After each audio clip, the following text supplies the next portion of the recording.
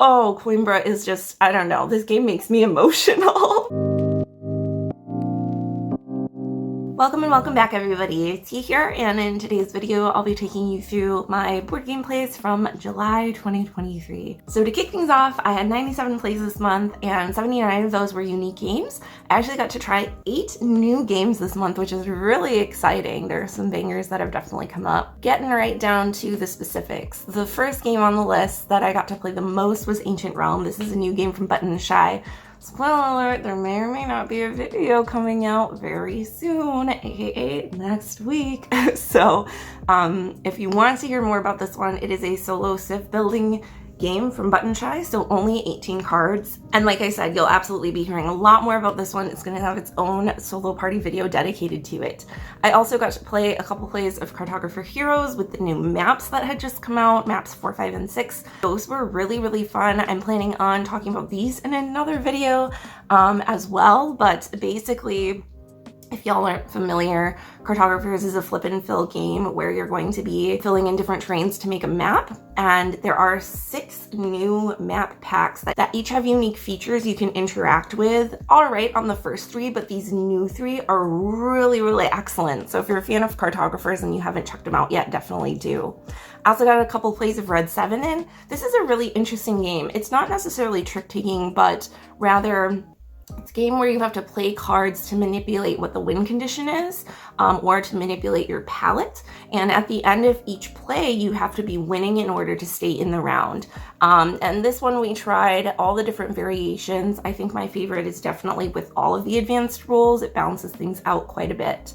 I also got to play Raiders of the North Sea for the first time in a really long time, twice even. Once at 2 players and once at 6 players, which was really exciting. I've never gotten to play a 6-player game of it before. And this is just still one of the cleanest, most beautiful worker placement games. Ugh, and the Vikings theme, like, you have to love it. It's so good. I also got to play Cryo again twice. This is a really cool worker placement game with gorgeous, gorgeous art. So that was a real treat. And Tash Kalar, this is an abstract game. I'll be honest, it's pretty ugly, but the actual card play of it, you have cards that have different shapes. Once you manipulate your units on the board to make those patterns, then you can summon new units and to fulfill contracts and do combat. So the way that I like to play is with 2 players called High 4. There's also a variant for up to 4 called Deathmatch. But this game is such a treat. I don't get to play it enough, and I actually got to try out 2 of the 3 expansion factions that I had never gotten to try before. So this one was really fun, even though I suck at it. It was a good time. I also had some plays of a new Jason Glover game called Dust Runner. This is his latest in his Mint 10 series. And although I really love Gate, although Iron Helm has that fantasy, that dark high fantasy theme, Dust Runner's theme of Mad Max, like 80s punky, raiders chasing after you in the Badlands. Ooh, so good. And spoiler alert, there may or may not be a video coming out on this one as well, so stay tuned for that. I had a first play of Spicy. I had also played Sweet and Spicy. Spicy is very similar, it just doesn't have the extra wild jokers, and the gold gilding on the cards was really, really beautiful, so I might have to pick this one up as well. Also had a couple plays of some smaller games, and then, ooh, big one, Great Western Trail. Love, love, love this game. Got to play my physical copy for the first time, which was really awesome. It's so beautiful, all set up on the table. It's one of those games where any specific piece of art doesn't really do it for me, but looking at the whole thing all together is just, overwhelmingly gorgeous. I also got to try a new game called Unsettled, which is a cooperative game. And the cool thing about this one is you have these different boxes, which are different modules of planets that you've crashed on that have unique goals and ways that the planet functions. So each box contains narrative and components that are unique to that planet. So I'm not a huge fan of cooperative games. I will say that the production value for this one was very high. The price that I was told it was brought by a friend. So the price point for this game was excellent. But I have to say that the game overall didn't really extend too far beyond kind of what other typical games in this genre have done. I wouldn't say that it's bad. It does it very well, but there wasn't anything necessarily really innovative to draw me in as a person who doesn't typically enjoy cooperative games. I also got to play Set a Watch Swords of the Coin for the first time in a long time, which was super fun. We lost at like the second to last enemy of the horde, which was sad, but oh, it was so good. And I also got to play Caylus 1303 for the first time. For whatever reason, I had played the original Caylus once, and I had thought that it was a lot more complicated than it was. So I'm not sure whether this is due to A, faulty memory, B, them really cleaning things up in 1303, or a combination of the two. So if you've been experienced with Caylus, you can let me know down below. Oh man, so many bangers. Freaking Coimbra dice worker placement. Ugh, need I say more? And speaking of games that look absolutely gorgeous set up on the table, oh, Coimbra is just, I don't know, this game makes me emotional. And speaking of emotional games, The Magnificent. Oh, y'all know I love this game. I think I've talked about it before, but this is one of the tightest games with one of the most unique aesthetics. I just love it so much.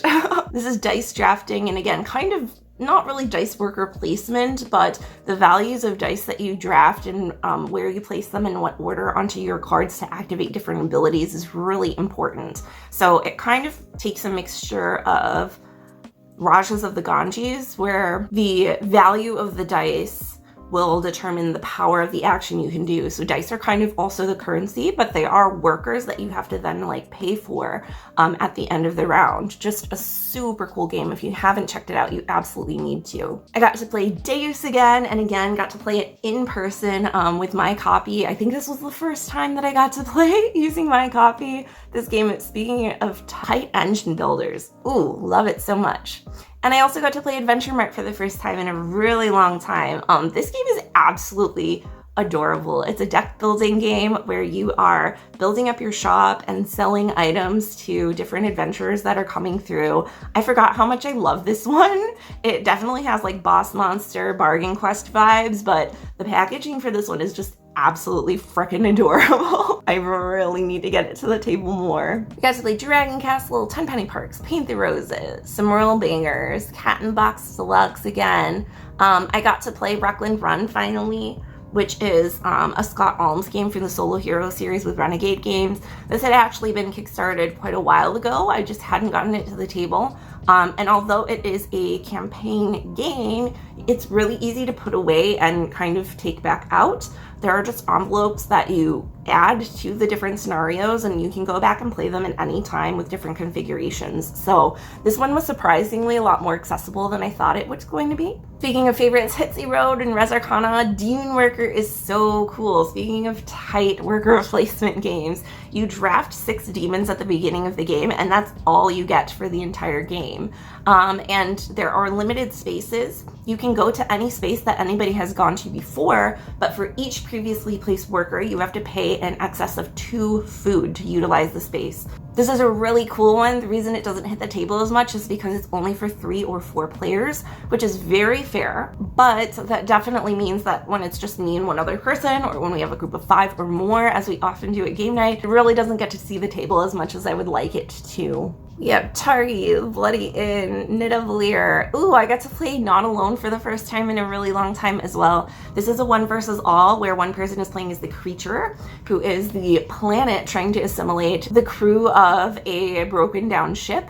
And I got to play as the creature. At first I was killing it, as you do, but then the crew started to really like gain some momentum in fixing their ship. And it was down to the last one where we were both, I was either about to assimilate them or they were about to escape. We were both 1 space away from our objective and they were able to escape. So it was a really tight, exciting game. I'm definitely looking forward to playing this one more again. So Clover was a really cool word association game. I really liked this one. I think the components were very functional, but they really raised the price point. I looked at purchasing it myself, but it seems a little expensive for what the game is. Not to say that it's not well produced, because it absolutely is, but I wouldn't have minded this game with less nice components at a cheaper price point. Also got to play Bloodborne and Stone Age. Ooh, a new game, Beer and Bread. This is a 2-player Scott Alms game with multi-use cards and contract fulfillment. I've really been looking forward to trying this one because I've heard so many amazing things.